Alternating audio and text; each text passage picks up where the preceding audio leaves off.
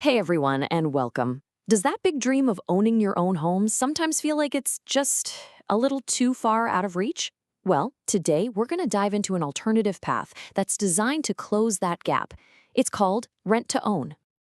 So here's what we've got on tap. First, we'll talk about the biggest hurdle most of us face.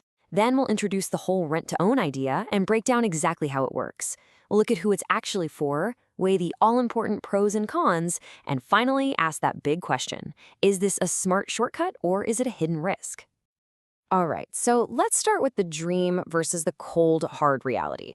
Look, for so many people, owning a home is one of the biggest goals in life. But as we're about to see, getting the keys in your hand can feel like a really steep uphill climb. And it's a question that tons of people are asking themselves right now. You might have a good job, you can afford the monthly payments, no problem, but there's just this one giant wall standing in your way. And there it is, the down payment, that huge chunk of cash that you have to save up before a bank will even look at you for a loan. Honestly, it is the single biggest reason why a lot of us end up renting for way longer than we want to. And to put a number on it, we're typically talking about 10% of the home's price, right up front. Think about it. For even a regular, moderately priced home, that can be a massive amount of money to save, especially when you're just starting a family or you're early in your career. But what if there was another way, a different route? And that's where our main topic comes in: rent to own. It's an alternative path that tries to solve this exact down payment problem. So at its core, rent to own, you'll sometimes hear it called a deposit rental property scheme, is pretty much what it sounds like. You rent a place for a set amount of time, but there is a really special clause in your contract. You get the option to buy that very home when your lease is up. So how does that actually work? Well, a piece of your monthly rent gets put aside, kind of like a credit that goes toward your future down payment. These deals usually last for a few years, maybe 1 to 5, which gives you time to build up that saving spot. But, and listen, this is a huge but, if you get to the end and decide not to buy the house, you usually lose all that extra money you've paid. Yeah, it's just gone. Okay, so let's really break that journey down. How exactly do these schemes take someone from being a regular renter and turn them into a potential homeowner? What are the actual steps? It all kicks off when you sign a special agreement. It's part lease, part option to buy. Then, month after month, as you pay your rent, you're also building up that credit for your deposit. Now here's a key feature. The price you'll pay for the house is often locked in right from day one based on its current value. Finally, when the term is up, it's decision time. You can use that credit you've built up and go ahead and buy the home. And hey, this isn't just some abstract idea. It's happening in the real world. If you look at a place like Malaysia, for example, there are some pretty big initiatives out there. You've got banks like Maybank with their HouzKEY program, and even government-backed schemes like PR1MA, making this a real option for a lot of people. Okay, this all sounds pretty interesting, right? But the next logical question is, who are these programs actually for? Let's take a look at who's eligible.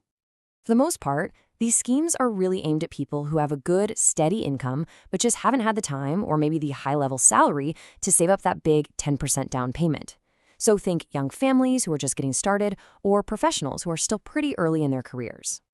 Now, the exact rules can change from one scheme to the next, but you're going to find a few common themes. You'll almost certainly need to be a citizen. You might also need family members to act as guarantors for you. And of course, you'll need to show that your household brings in a combined income over a certain level.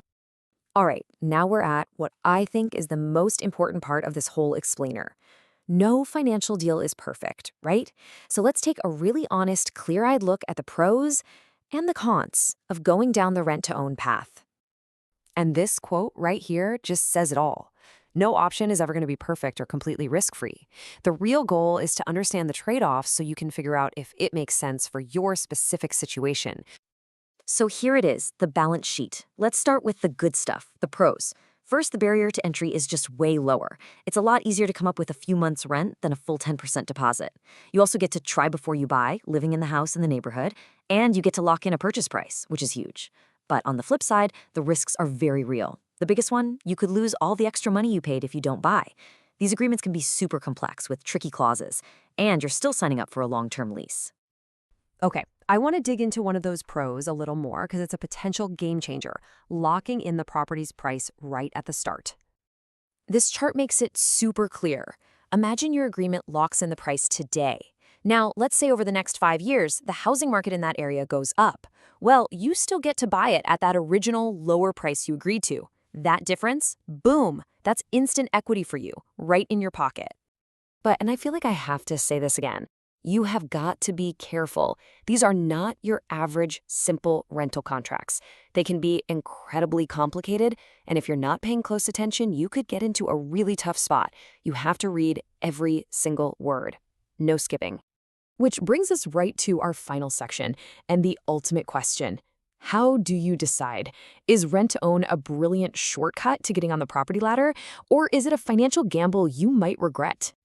So what are the big takeaways here? Let's boil it down.